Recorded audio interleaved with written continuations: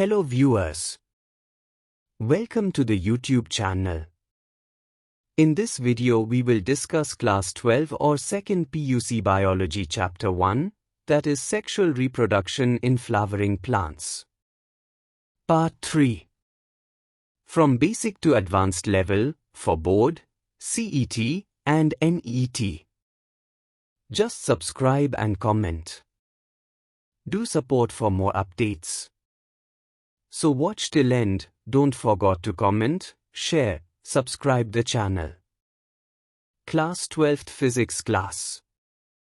Video link is given in description, don't miss it. Today, starts with Pollen Tube. Let's start. Note. For CET or NET. 1. Vegetative cell.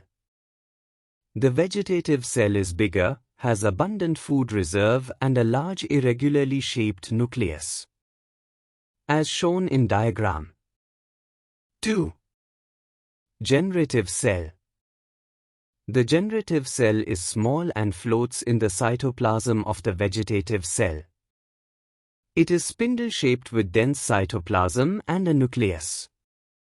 Let's look some important key points for CET and NEET. Largest pollen grain is mirabilis. Smallest pollen grain is myocetus. Longest pollen grain is zostera. Is about 2,500 to 3,000 micrometer long.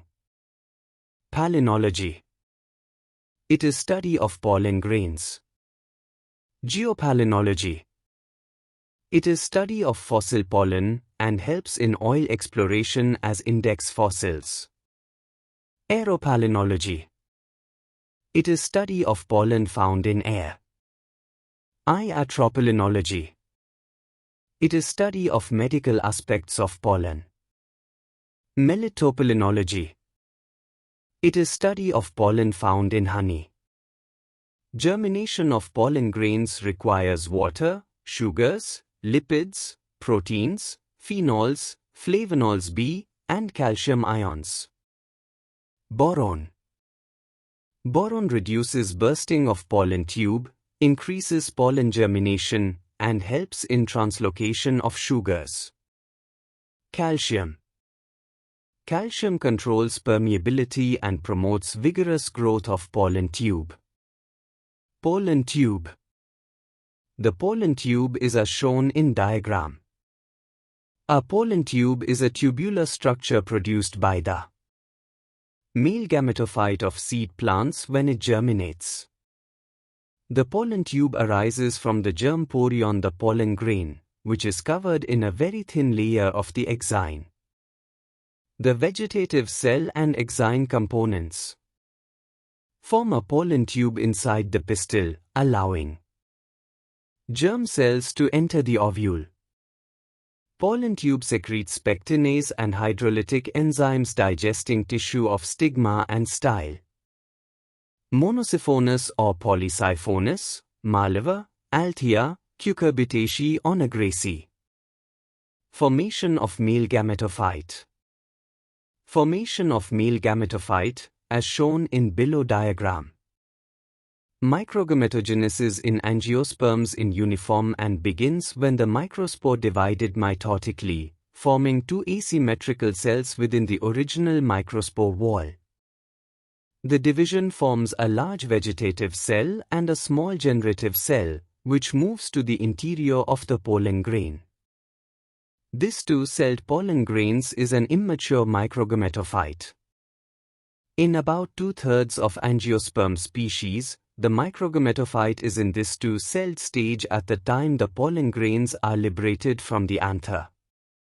The vegetative cell is bigger and has large irregularly shaped nucleus and has abundant food reserve. The generative cell subsequently detached from the pollen grain wall and is engulfed by the vegetative cell, forming a unique cell within a cell structure. The generative cell is small and floats in the cytoplasm of the vegetative cell. It is spindle-shaped with dense cytoplasm and a nucleus. In the remaining angiosperm species, the generative nucleus divides prior to release of pollen grains, giving rise to 2 male gametes, or sperms, and resulting in a 3-celled microgametophyte.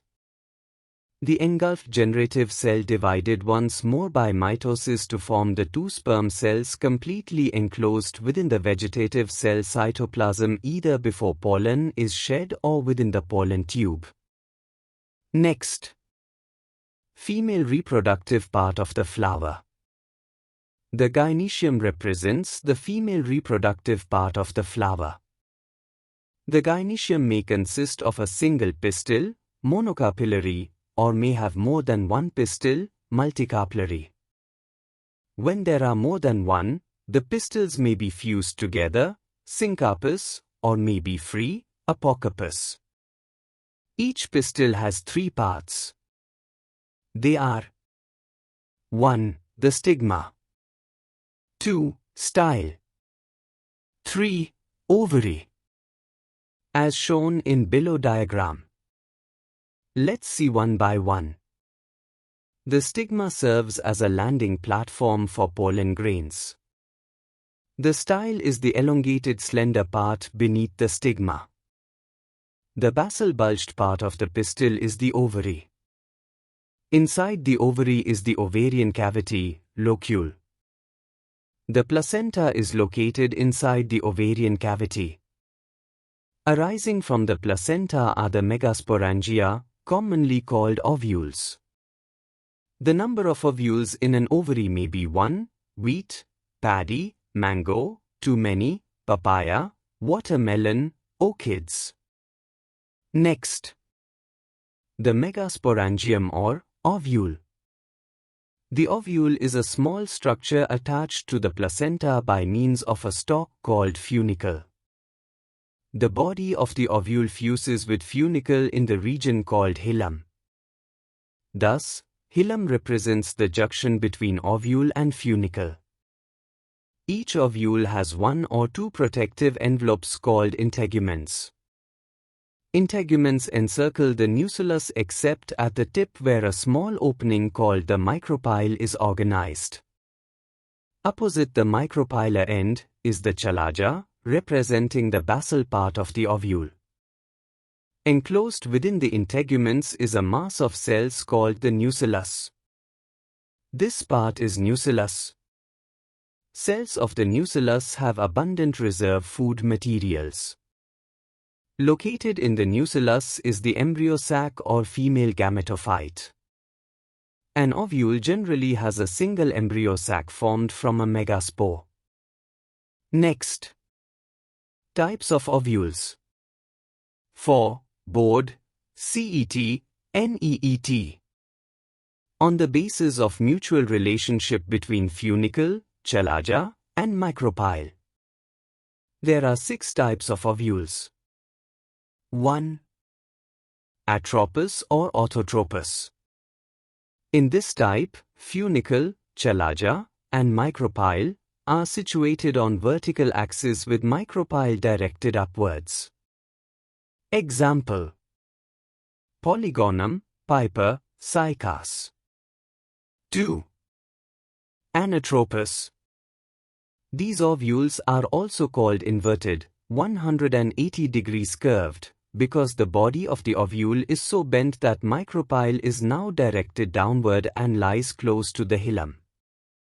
It is most common type of ovule found angiosperms.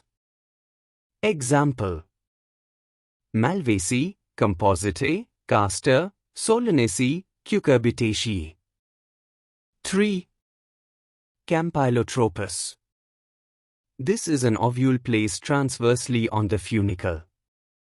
The body is bent in such a way that micropyle gets direct downwards and is not in straight line with chalaja.